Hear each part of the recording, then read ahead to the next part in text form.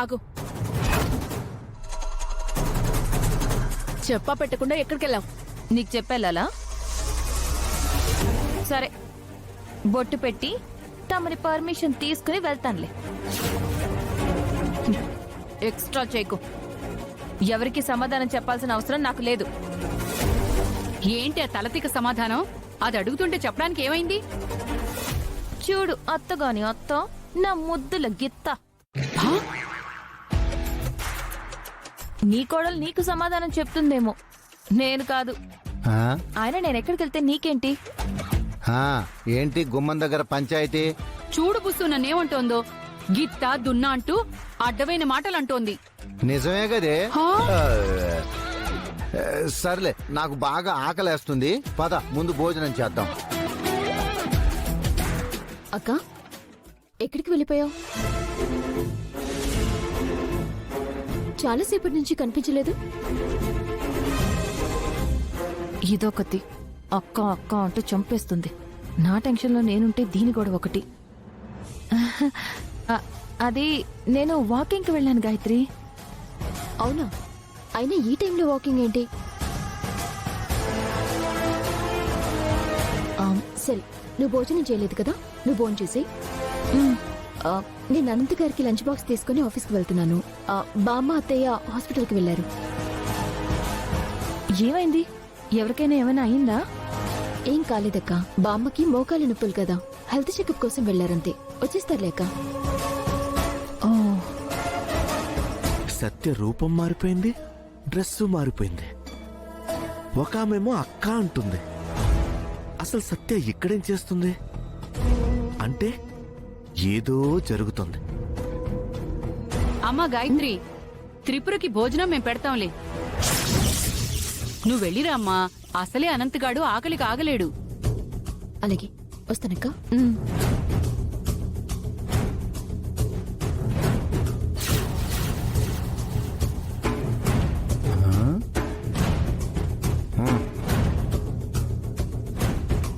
త్రిపుర సత్యాన్ని పట్టుకుని త్రిపుర అంటుందేంటి ఈవిడ?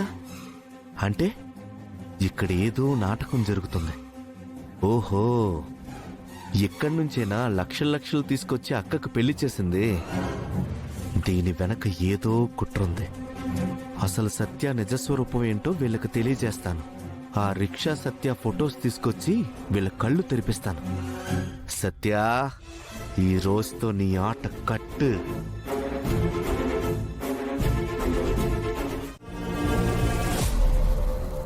బుస్సు, అటు చూడు. మన తోటమాలి వాడి మనవరాలు ఏదో మన అతిథుల్లాగా ప్రతిరోజు మన ఇంట్లోకొచ్చి తినాలనుకుంటున్నారు. అయినా మన వంట మనిషికి చెప్పి భోజనం అవుట్ హౌస్ కి పంపిస్తామని చెప్పు. అది తర్వాత చేద్దామే, ముందు సారుని గౌరవించాలి కదా.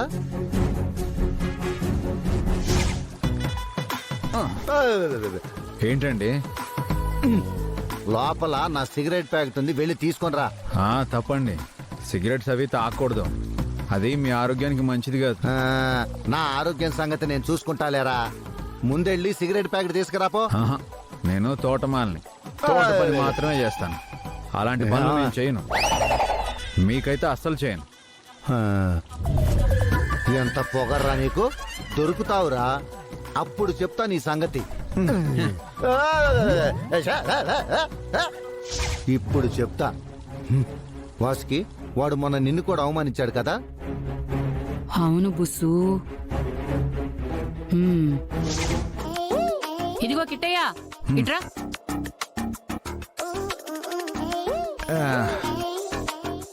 ఏంటమ్మా? ఈ వీధి చివర టైలర్ ఉంటాడు, అక్కడికి వెళ్లి ఈ చీరలకి ఫాల్స్ వేయించుకురాపో.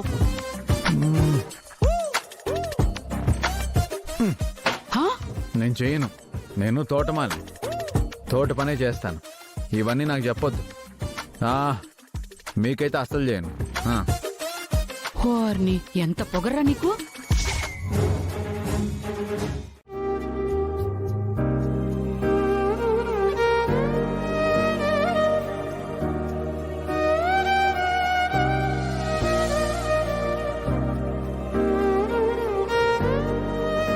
సత్య సత్య నాకు నువ్వంటే ప్రాణం ప్రాణం ప్రాణం ప్రాణం నాకు లహరి పాప అంటే ఎంత ప్రాణమో నువ్వు అంటే కూడా అంతే ప్రాణం తే ప్రాణం తే ప్రాణం తే ప్రాణం లహరి పాప నువ్వు ఇద్దరు లేకపోతే నేను బతకలేను బతకలేను బతకలేను బతకలేను బతకలేను. నువ్వు నా సుందరివి, నువ్వు నా భార్యవి, నేను నీ భర్తని.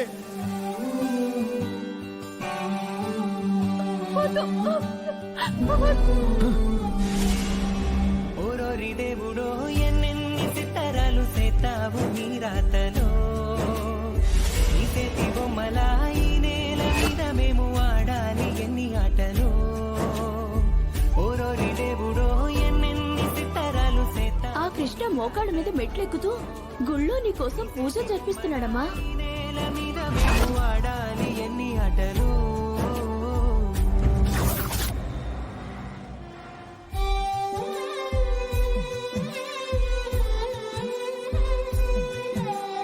చూడు సత్య, నాకు నువ్వంటే ప్రాణం.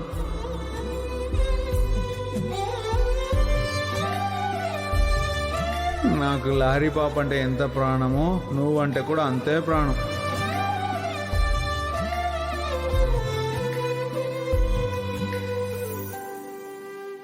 లహరి పాప నువ్వు ఇద్దరు లేకపోతే నేను బతకలేను.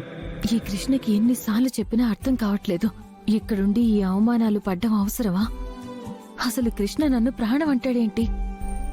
ఈ కృష్ణ మైండ్లో నుంచి నేను తన భార్యని కాదని ఎలా పోగొట్టాలి?